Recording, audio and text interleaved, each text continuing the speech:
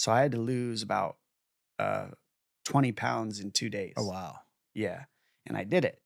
And so I'm dying of starvation and thirsty as shit, right? And we go weigh in at Hooters and we get done weighing in and I ordered 50 hot wings and I ate the whole plate and a thing and a pitcher of water. And he watched me do it and he's like, I've never seen anybody do that in my life.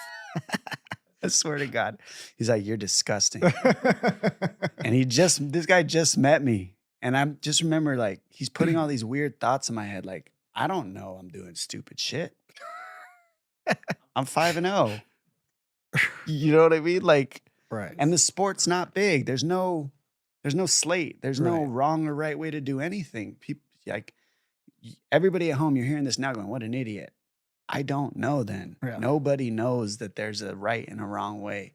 Like you just get it done. Right. Right? You're hungry, you eat.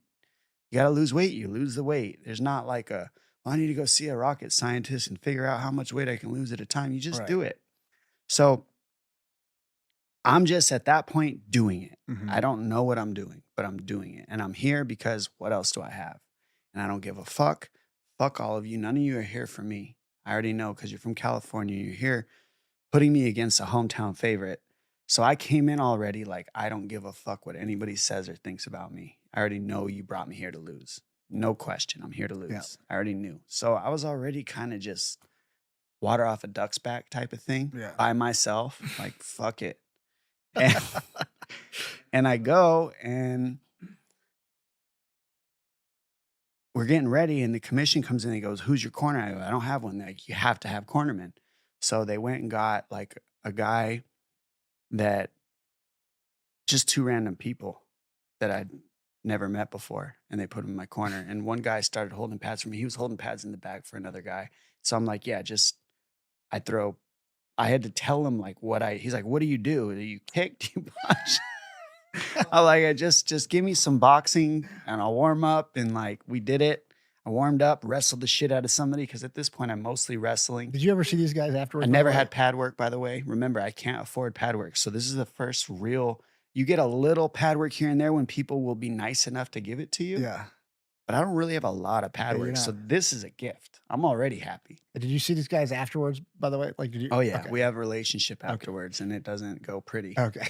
They all become scumbags. That's a whole other story. That's what's even crazier is the guys that were there at the beginning end up being some of the slimiest meatballs in my life as I come up in California. Oh man. Crazy. And I won't even say their names. That's why I won't say their names because jerks. Not bad people, just mean decisions, you know? So long story short, I go out there and I fucking win on a split decision. Oh. Broke my nose for the first time in that fight. And it was like completely shattered. That one hurt. And I broke a couple ribs on his side. His name is Dave Hiscierdo. And yeah, it was a war. He dropped me once or twice. I dropped him. It was back and forth. And he had just beaten a guy named Crazy Horse right before I fought him. That's what he was known for, triangling Crazy Horse. And if you know Crazy Horse, that was a big deal. So for me to beat this guy was a big deal, not just for me, to prove to myself that this is I am good. I can do this. I could be high level at this, but it was also just big because I'm out of the region. Finally out of the region. I'm just this nobody from Tucson that got brought in to lose, and I won on a co-main event on the town favorite. I'm 6-0 now. Now I get done with the fight. My nose is broken. And this is the first time I learned don't blow your nose. Go home, go to the shower, get in the shower, getting ready for the after party because I'm not going to the hospital because I don't have money for that. So I blow my nose in the shower and both my eyes go completely shut. All the blood shoots into my eyes and I go blind in the shower. I like freak out. I grab the side. I knock the shower curtain down. I fall out of the shower. I'm like freaking out because you're going from regular to completely blind and you don't know why. And all you did is blow your nose, but it's not blind. You're just your eye. You can kind of see. No, you're blind because it filled. It swelled it just shut them like this. I've seen swelling. That happen. Yeah. It was disgusting. And then I just calmed down for a minute and then gathered it and figured it out. Walked across the street to the after party was at a strip club. and I got hammered all night, and that's how I went to the hospital. Instead of going to the hospital, that's what I did. And I was 6-0, and he brought me back for the next fight. And then that's when me and Eric met. So it was just like I thought. When I went and fought that fight, I met somebody who wanted to manage me, and I met somebody who wanted to coach me and who believed in me.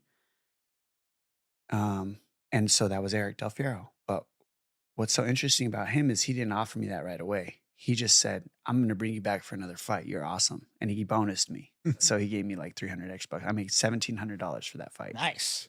That's good back in the day. Most money I ever made. So I was like, whoa, there's a future, right? And so I go back home to Tucson, and I go to work on Monday, and they made me go home because I was so beat to shit. Couldn't work that day. So I lost like 150 bucks, and I needed that.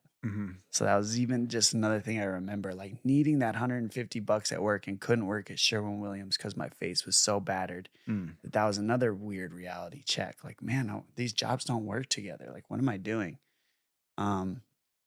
But that started the relationship with Eric, which he brought me back to win 2 more times. And by the second win in Total Combat, he said, you haven't showed up with a corner or a manager the last 2 fights. He's like, do you need one? And I'm like, that would be great. And he said, I'll help you. Can you come to California? And then he booked the Uriah Faber fight for me in the WEC with Reed Harris. Right after I said yes, I would train with him. Okay. And then I packed all my shit up in Tucson. My best friend at the time, I was living in his house, Dylan Van Echo, picked me up at the bar at 2 a.m. because I was too blasted drunk to leave. I didn't pack anything. I just went to the bar and got hammered.